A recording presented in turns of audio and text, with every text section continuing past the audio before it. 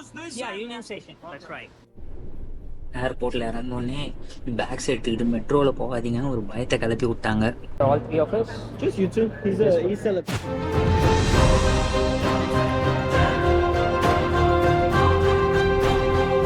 எங்கே போயிட்டுருக்கோன்னு பார்க்குறீங்களா? இங்கே வந்து சம்மர் வெக்கேஷன் முடிய போகுது. அதுக்கு முன்னாடி ஒரு ட்ரிப் போயிட்டு வந்துடலாம் அப்படின்னு ஃபேமிலியாக கிளம்பிட்டோம். இப்போது எங்கே போயிட்டுருக்கோம்னா யூஎஸ்ஏவோட second largest city population wise. அது மட்டும் இல்லாமல் ஹாலிவுட் சினிமாஸோட சென்ட்ரல் ஹப். இன்னொரு விதத்தில் சொல்லணும்னா யூஎஸ்ஏவோட கோடம்பாக்கம். இது கலிஃபோர்னியா ஸ்டேட்டில் இருக்க லாஸ் ஏஞ்சலஸ் சிட்டிக்கு தான் போயிட்டுருக்கோம். இதுதான் வந்து நாங்கள் ஃபர்ஸ்ட் டைம் லாஸ் ஏஞ்சலஸ் போகிறது. இந்த ட்ரிப்பே வந்து ஒரு நியூ எக்ஸ்பீரியன்ஸாக இருந்துச்சு. இதில் வந்து நிறைய ஃபன், த்ரில், என்டர்டெயின்மெண்ட், அதுக்கப்புறம் நிறைய புது இன்ட்ராக்ஷன்ஸ் இருந்துச்சு. இது மொத்தத்தையுமே வந்து ஒரு பிளேலிஸ்ட்டாக நான் கொடுக்க போகிறேன். இந்த பிளேலிஸ்ட்டில் வந்து நிறைய எபிசோட்ஸாக வந்து இதை ரிலீஸ் பண்ண போகிறேன். ஒரு எபிசோட்லேயுமே வந்து நான் இந்த ட்ரிப்பை பற்றி சில இன்ஃபர்மேஷனும் ஷேர் பண்ணுறேன், சில ஹிஸ்ட்ரி, அதுக்கப்புறம் எங்கள் எக்ஸ்பீரியன்ஸஸ். அதை அப்படியே வந்து ரா ஃபார்மேட்டாக உங்களுக்கு நான் இதை கொடுக்குறேன். இப்போ நீங்கள் பார்த்துட்டு இருக்கிறது வந்து மார்னிங் 5 மணிக்கு ஏர்போர்ட்டில். பாருங்கள் எவ்வளோ பிஸியாக இருக்குது ஏர்போர்ட் அப்படின்ட்டுன்னு. நான் சொன்னேன்ல இது ஒரு வெக்கேஷன் சீசன் அப்படின்ட்டுன்னு. இவ்வளோ க்ரௌட் வந்து நாங்களே எதிர்பார்க்கல. ஸோ வெளியும் வந்து பயங்கர டிராஃபிக் இருந்துச்சு. ஸோ அதெல்லாம் கடந்து உள்ளே வந்தால் ஒரு லாங் கியூ, போத் பேகேஜ் செக்இன்க்கும் செக்யூரிட்டி செக்கிங்குக்கும். Because it's a vacation. ஃளைட்ல நீ மட்டும் போவே எத்தனை பேர் போவாங்க? இந்த மாதிரி நிறைய பேர் வெக்கேஷன் போறாங்க. ஒரு ஃளைட்ல 250 people இருக்காங்க. சாய் ரொம்ப எக்ஸைட்டடாக இருந்தான். எப்போ தான் ஃப்ளைட்டை போட் பண்ண போகிறேன்னு கேட்டுக்கிட்டே இருந்தான். நாங்கள் இங்கே ஈஸ்ட் கோஸ்ட்டில் நார்த் கேரளானால இருக்கோம். ஸோ அதனால் அங்கே ராலே டூரம் ஏர்போர்ட்டில் இருந்து வெஸ்ட் கோஸ்ட்டில் இருக்க லாஸ் ஏஞ்சலஸ் லாக்ஸ் ஏர்போர்ட்டுக்கு ட்ராவல் பண்ணி போனோம். ஸோ இந்த ட்ராவல் டைம் வந்து பார்த்திங்கன்னா 5.5 hours மொத்தம். மார்னிங் சீக்கிரமாக கிளம்பி வந்ததுனால எங்கள் பிரேக்ஃபாஸ்ட்டே இங்கே ஏர்போர்ட்டில் தான் முடித்தோம். சரி இன்னும் கொஞ்சம் ரெஃப்ரெஷிங்காக இருக்கட்டும் அப்படின்ட்டுன்னு அடுத்த காஃபி ஷாப்பை தேட ஆரம்பிச்சிட்டோம். ஏன்னா ஃப்ளைட் போட் பண்ணுறதுக்குள்ளே ஒரு காஃபி சாப்பிட்டு போகலாம் அப்படின்ட்டு. ஃப்ளைட் எங்களுக்கு 7:30க்கு. அங்கே கரெக்டாக எல்ஏயில் ஒரு அவங்க டைமுக்கு 9:45க்கு லேண்ட் பண்ணிவிடுவோம். ஸோ எல்ஏ வந்து 3 hours பிஹைண்ட். இங்கே அதாவது 10 மணி காலையிலனா அங்கே வந்து 7 மணி. யூஎஸ்ஏல மட்டுமே வந்து 4 டைம் ஜோன்ஸ் இருக்குது. Eastern, Central, Mountain and Pacific அப்படின்ட்டுன்னு. ஒரு டைம் ஜோனுக்குமே பார்த்தீங்கன்னா 1 hour டிஃப்ரென்ஸ் இருக்கும். நாங்கள் ஈஸ்டர்ன்லேருந்து பசிபிக் போகிறதுனால எங்களுக்கு மொத்தம் 3 hours டைம் டிஃப்ரென்ஸ். ஃப்ளைட் கரெக்டாக ஆன் டைமுக்கு கிளம்பிடுச்சு. இன்றைக்கி வெதரும் நல்லா இருந்துச்சு. ஆக்சுவலாக நாங்கள் கிளம்புன இந்த நாள் வந்து ஈஸ்ட் கோஸ்ட்டில் ஒரு ஸ்டாம் வந்துட்டு இருந்துச்சு. நாங்கள் மார்னிங்கே கிளம்பிட்டதுனால தப்பிச்சிட்டோம் ஸ்டாம்லேருந்து. ஆஃப்டர்நூன் ஃபுல்லாக பார்த்தீங்கன்னா ஹெவி ரெயின் ஆரம்பிச்சு ஒரு 2 to 3 days வந்து அது அப்படியே கண்டினியூ ஆச்சு. ஃப்ளைட் ட்ராவலில் காஃபி குடிச்சிட்டு நமக்கு பிடிச்ச படம் பார்த்துட்டு வர்றதே ஒரு தனி சுகம். நான் ஸ்பைடர்மேன் நோ வே ஹோம் பார்த்துட்டு வந்துட்டே இருந்தேன். நம்ம எல்ஏயில் இருக்க லாக்ஸ் ஏர்போர்ட்டில் வந்து லேண்ட் ஆகிட்டோம். இந்த ஜேர்னி வந்ததே தெரில. ஏன்னா கொஞ்ச நேரம் தூங்குனது, கொஞ்ச நேரம் படம் பார்த்தது, கொஞ்ச நேரம் வெளியே வியூஸ் ரசித்தது, அப்படியே வந்து இந்த ஜேர்னி ஃபுல்லாக ப்ளசண்ட்டாக ஆக்கியபைடாக இருந்துச்சு. நாங்கள் இருந்த பசியில் சரி மெட்ரோ எதுக்கு அடிஷ்னலாக போய் தேடிக்கிட்டு அப்படின்னு இந்த பஸ்ஸுக்கே வந்துட்டோம். ஆனால் நாங்கள் கண்டிப்பாக இந்த ஜேர்னியில் மெட்ரோவும் பப்ளிக் டிரான்ஸ்போர்ட்டேஷன் சிஸ்டம் தான் யூஸ் பண்ணி எக்ஸ்ப்ளோர் பண்ணலான்னு ஒரு பிளான் வச்சுருக்கோம். Yeah, Union Station. That's right. இந்த பஸ்ஸில் வந்து 5 years and under கிட்ஸ்க்கு வந்து free. Okay. 2 orders and So yeah, top here. ஏர்போர்ட்லேருந்து இந்த ஃப்ளைஅவே அப்படின்ற ஒரு ஷட்டில் எடுத்துகிட்டு யூனியன் ஸ்டேஷன் போக போகிறோம். ஒரு ஆளுக்கு டிக்கெட் வந்து $9.75. யூனியன் ஸ்டேஷனில் இறங்கிட்டு சாப்பிட்டுட்டு அதுக்கப்புறமா எங்களோட அகாமடேஷனுக்கு போக போகிறோம். ஓகே. ஏர்போர்ட்டில் இறங்கினோடனே பேக்ஸ் எடுத்துக்கிட்டு மெட்ரோவில் போகாதீங்கன்னு ஒரு பயத்தை கிளப்பி விட்டாங்க. கொஞ்சம் த்ரில்லாக தான் ஆரம்பிச்சிருக்கோம் சாய். இந்த ட்ரிப்பு த்ரில்லாக தான் ஆரம்பிச்சிருக்கா. இது பெரிய ஏர்போர்ட்ன்றதுனால ஏர்போர்ட் உள்ளே வந்து பல ஸ்டாப்ஸ், அதுக்கப்புறம் அதெல்லாம் முடிச்சுட்டு சிட்டிக்குள்ளே வரதுக்கு ஒரு 40 minutes ஆகிடுச்சு. ஸோ லாக்ஸ் ஏர்போர்ட்லேருந்து யூனியன் ஸ்டேஷன் வரதுக்கு 40 minutes.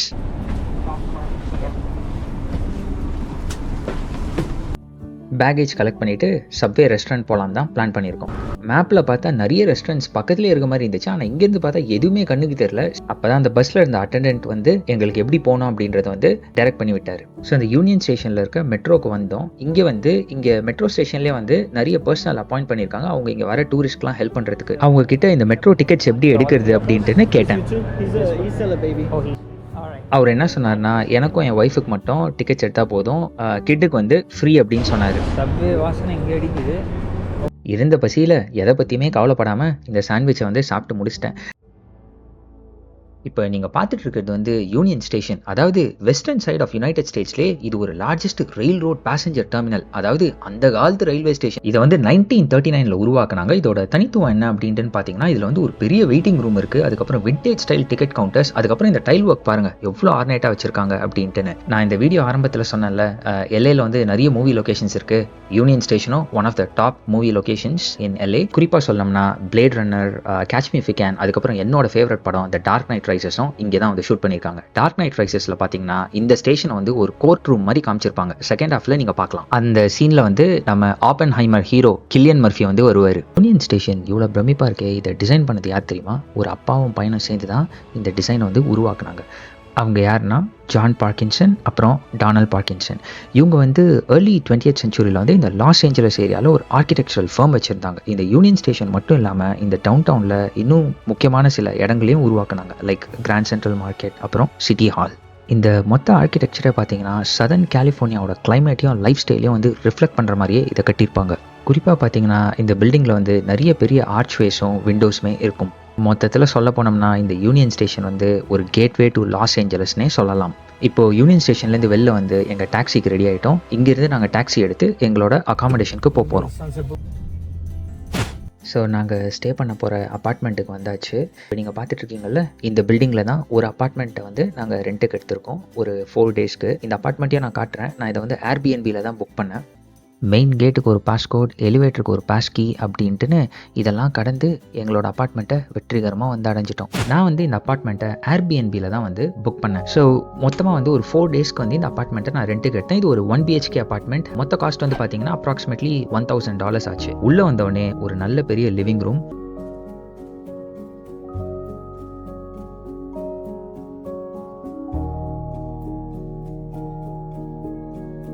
அதுக்கப்புறம் ஒட்டியே பார்த்தீங்கன்னா 2 பேட்டியோஸ் இருந்துச்சு. இதுதான் வந்து ஃபர்ஸ்ட் பேட்டியோ.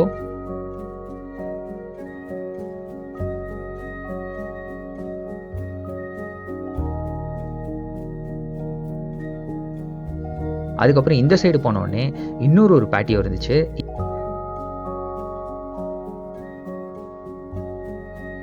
இங்கிருந்து அந்த சர்ச்சோட வியூ பாயிண்ட் வந்து சூப்பராக இருந்துச்சு.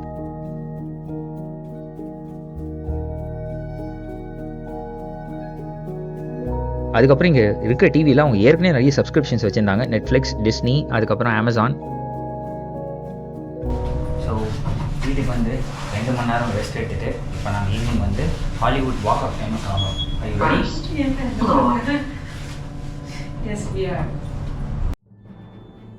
நீங்கள் எல்ஏ வரீங்கன்னா அந்த நெய்பர்ஹுட் பற்றி தெரிஞ்சுக்கிறது கொஞ்சம் நல்லது. வெஸ்ட் ஹாலிவுட் அந்த ஏரியா வந்து கொஞ்சம் சேஃப் லொக்கேஷன் அப்படின்ட்டு நான் படித்தேன். அதுக்கப்புறம் இந்த ஏர்பிஎன்பியோட ரிவ்யூஸையும் நான் படித்தேன். ஸோ அதெல்லாம் பேஸ் பண்ணிட்டு தான் வந்து நான் இந்த அகாமடேஷன் எடுத்தேன். ஏன்னா நாங்கள் ஒரு 5 year old வச்சுருக்கறனால இதெல்லாம் படிக்க வேண்டியது கொஞ்சம் ரொம்ப அவசியமாக இருந்துச்சு.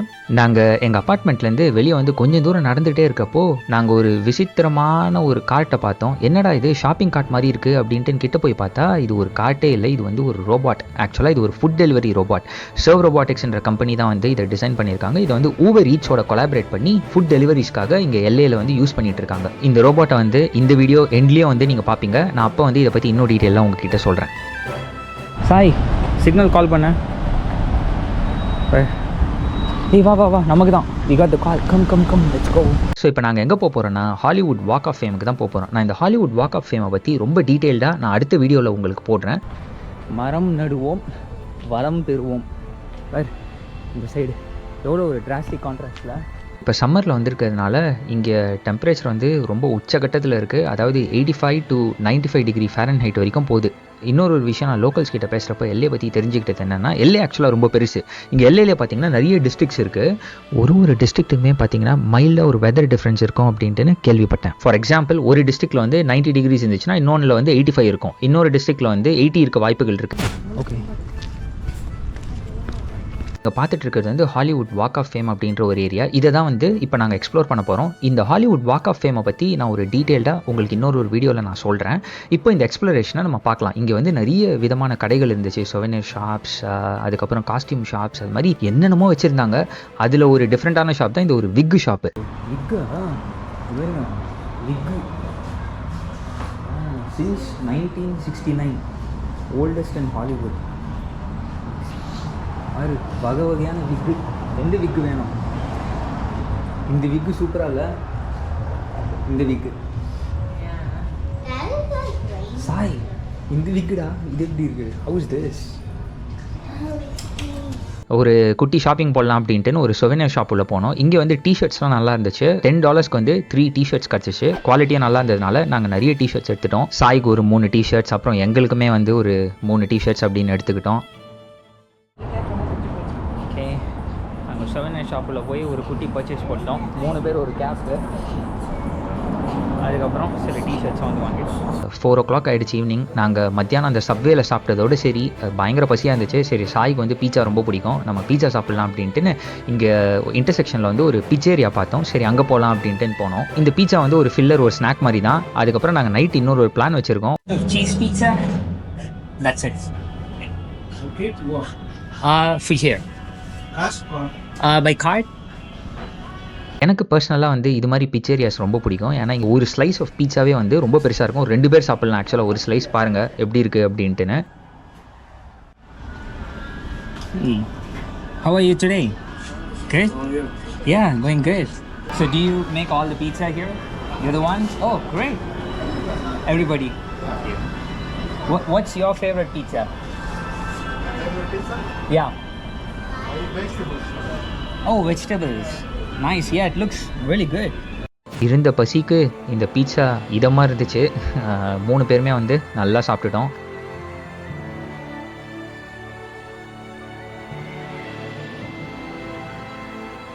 சாப்பிட்டு முடிச்சுட்டு எங்கள் எக்ஸ்ப்ளோரேஷனை கண்டினியூ பண்ண ஆரம்பித்தோம். இந்த ஸ்ட்ரீட் பேர் வந்து ஹாலிவுட் பொலிவார்ட் அப்படின்வாங்க. இது one of the most popular streets. இந்த இடத்துக்கு மட்டுமே வந்து மில்லியன்ஸ் ஆஃப் விசிட்டர்ஸ் வருவாங்க எவ்ரி இயர் இந்த ஸ்ட்ரீட்டை பார்க்கறதுக்கு. இந்த ஸ்ட்ரீட்டில் வந்து ஹாலிவுட் படங்களை சம்மந்தப்பட்டு நிறைய விஷயம் இருக்குது. முதல் பார்த்தீங்கன்னா அந்த காலத்து தேட்டர்ஸ் எல்லாம் வந்து இன்னுமே இருக்குது. இது வந்து பேண்டேஜஸ் அப்படின்ற ஒரு தேட்டர். அந்த காலத்து அகாடமிக் அவார்ட் செரிமனிலாம் வந்து இந்த தேட்டரில் தான் நடக்குமா. அதாவது 1950s to 1959 நடந்த அகாடமி அவார்ட் செரிமோனிஸ் எல்லாமே வந்து இந்த தேட்டரில் தான் நடந்திருக்கு. அதுக்கப்புறம் இங்கே இன்னொரு செவனியர் ஷாப் பார்த்தோம். அது உள்ளே வந்து ஒரு ஸ்பைடர்மேன் ஸ்டாச்சு வச்சுருந்தாங்க. அவ்வளோ ரியலிஸ்டிக்காக இருந்துச்சு. சாய் ஒரு எக்ஸைட்மெண்ட்டில் அதை ஒரு உலுக்கிட்டான்.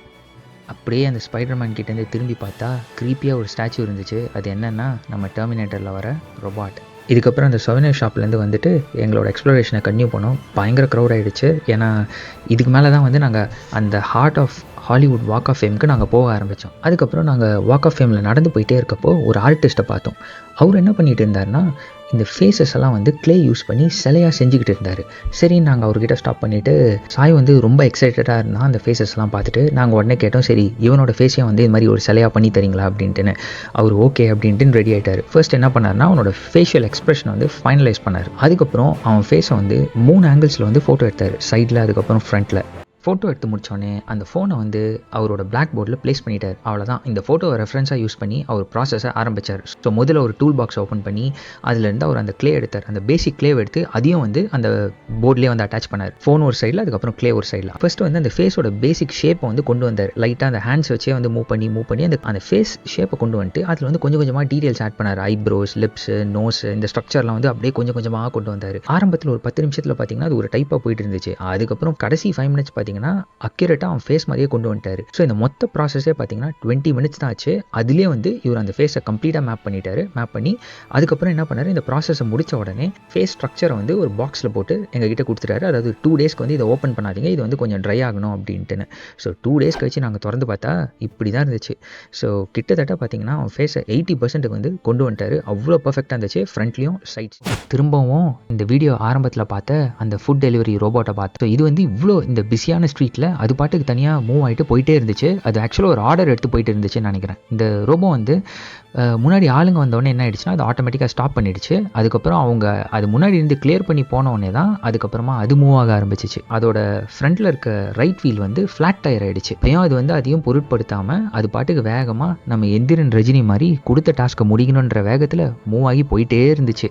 அது பாட்டுக்கு வேகமாக போயிட்டே இருந்துச்சு. எங்கே தான் போகுது அப்படின்ட்டுன்னு பார்த்தா அது மக்களாக சேர்ந்து ஒரு பிஸியான டிராஃபிக் இன்டர்செக்ஷனே வந்து கிராஸ் பண்ணுதுன்னா பார்த்துக்கோங்களேன். ஸோ அதை அப்படியே நாங்கள் ஃபாலோ பண்ணிவிட்டு போக ஆரம்பித்தோம். அது கரெக்டாக அந்த இந்தியன் ரெஸ்டாரண்ட்கிட்டே போயிடுச்சு.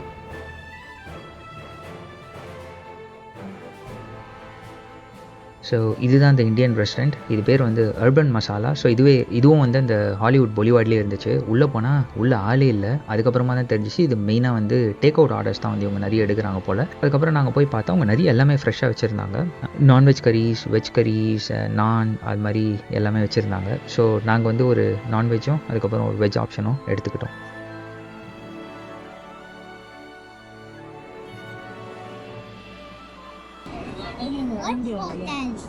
What's the most favorite menu here? Which one goes fast? Lamb is always very good. Oh, the lamb one is good. So I have picked up the right one. Yeah. இந்த activities எல்லாம் முடிச்சுட்டு வீட்டுக்கு வரத்துக்கு around 7:30 ஆகிடுச்சு. அதுக்கப்புறம் line king படம் பார்த்துக்கிட்டே வாங்கிட்டு வந்த சாப்பாடை சாப்பிட்டுட்டு தூங்க போயிட்டோம். இன்றைக்கி வந்து சூப்பராக போச்சு. ட்ராவல் மட்டும் இல்லாமல் இங்கே எல்ஏயில் வந்து ஒரு குட்டி எக்ஸ்ப்ளோரேஷனும் பண்ணோம். இதுக்கப்புறம் வரப்போகிற வீடியோஸில் பார்த்தீங்கன்னா எல்ஏயில் இருக்கிற ஒரு கோர் அட்ராக்ஷன்ஸ் எல்லாம் உங்களுக்கு காட்ட போகிறேன். குறிப்பாக அடுத்த வீடியோவில் வந்து எல்ஏவோட மோஸ்ட் இம்பார்ட்டண்ட் அட்ராக்ஷனை உங்களுக்கு காட்ட போகிறேன். அடுத்த வீடியோவில் பார்க்கலாம். Until then, take care. Bye bye.